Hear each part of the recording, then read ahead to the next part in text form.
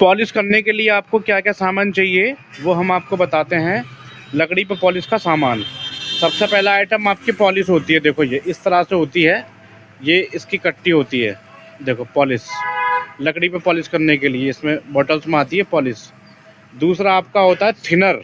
देखो इस तरह से ये कैन होती है, ये थिनर होती है आपकी।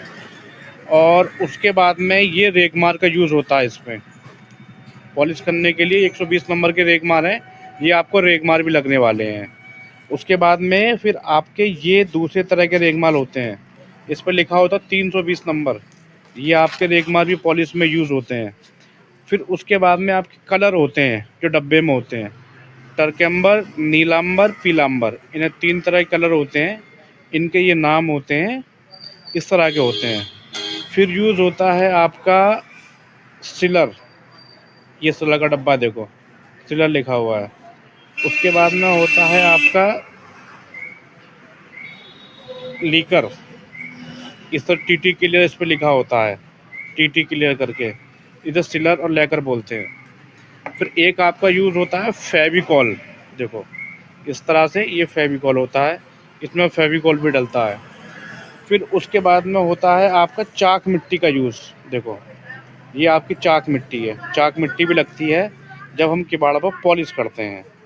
उसके बाद में फिर आपका यूज़ होता है धोती, सफ़ेद धोती का भी इसमें बहुत यूज़ होता है। और सबसे बाद में सबसे आखिरी आइटम जो हम यूज़ करते हैं पॉलिश के लिए वो होता है लाख दाना। लाख दाने के बिना ये पूरा सब कुछ कम इनकम्प्लीट है, लाख दाना ही इसको पूरा करता है। तो आप समझ ही गए होंगे कि बाड़ पे पॉलिश करने के लिए हमें क्या क्या सामान चाहिए। पहला पॉलिश, थिनर, फिर उसके बाद में हमारा आता है ये रेगमार 120 नंबर, फिर ये बड़े वाले रेगमार, फिर हमारे आते हैं कलर, 3 तरह के कलर आपके हो गए, फिर आते हैं आपके सिलर और लेकर, फिर आता है आपका फेविकॉल, फिर आपके आता है चकली। देखो ये चकली लगती है रेगमार पर लग के, चकली।